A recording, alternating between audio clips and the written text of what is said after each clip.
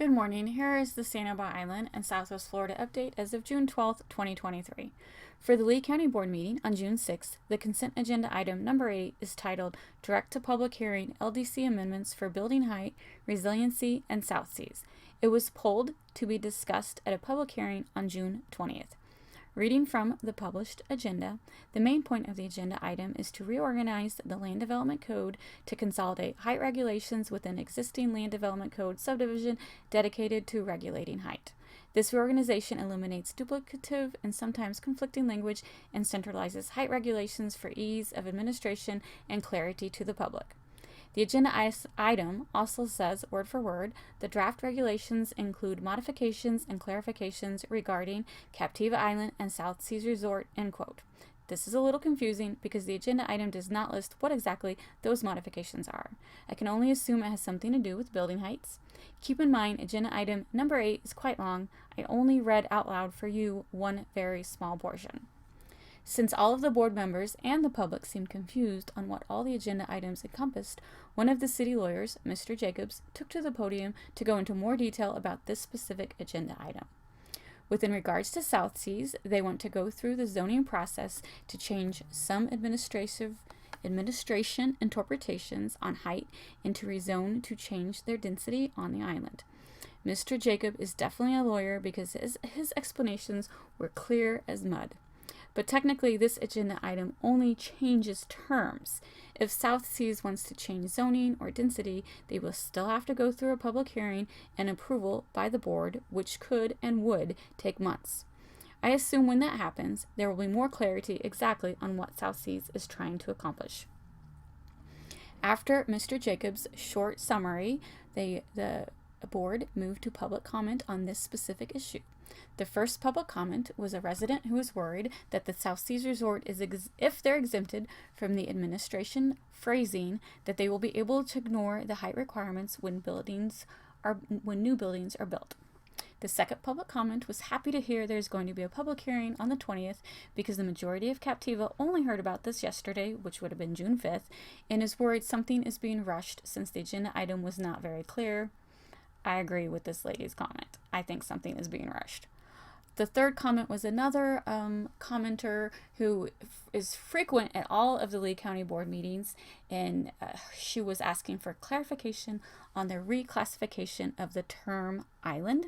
She thinks this agenda item will reclassify Pine Island in not a good way. She also doesn't think the height requirements should be changed. This is the first I've heard of the Pine Island issue, so I will do more research on that and let you know what I find out. The fourth comment was from David Mins, who is the Vice President of Captiva Community Panel. They are requesting the item be tabled. The changes have been made without any input from the Captiva Community Panel by going straight to a public hearing without coming first to the community. The Captiva Community Panel is not the correct procedure. He thinks the change in height requirements would allow South Seas to build 3 levels high instead of the current 2 levels. The amendments eliminates all density regulations that have been in effect for the last 50 years. He is basically saying South Seas went around the Captiva Community Panel and went directly to Lee County. So yeah, in my opinion, this is South Seas being sketchy because they know the Community Panel would not agree with all these changes the Lee County agenda item is proposing.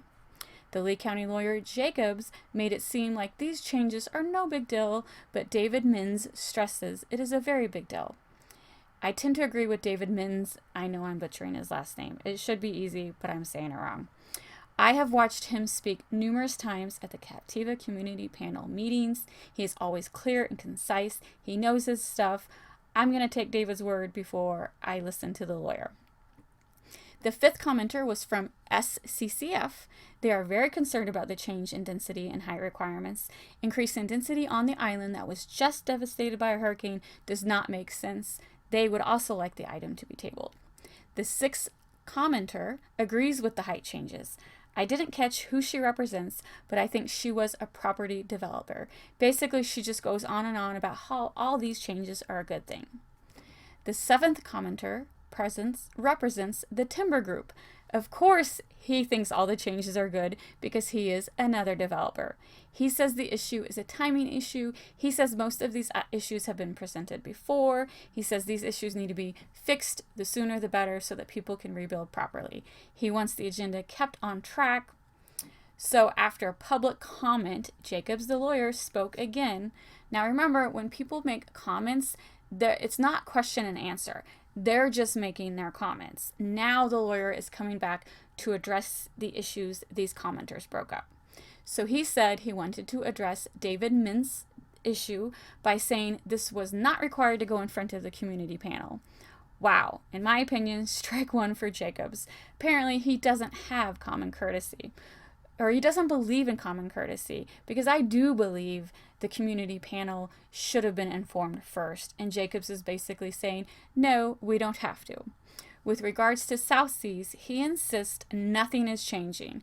Maybe he is telling the truth, but honestly, I tend not to believe a word he said. I didn't like how he dismissed David Mintz's concerns.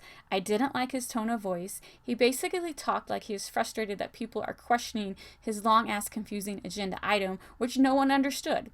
I may not like this guy, but he did reiterate that with the agenda item approved, it doesn't change the fact that South Seas or anyone else will still have to have a public hearing and have a presentation in front of the board before anything new is built. So in summary, yes, I believe South Seas is being sneaky. And in such a small community, you shouldn't be sneaky, because when you do, you ruin your reputation and you burn bridges. Thanks for listening.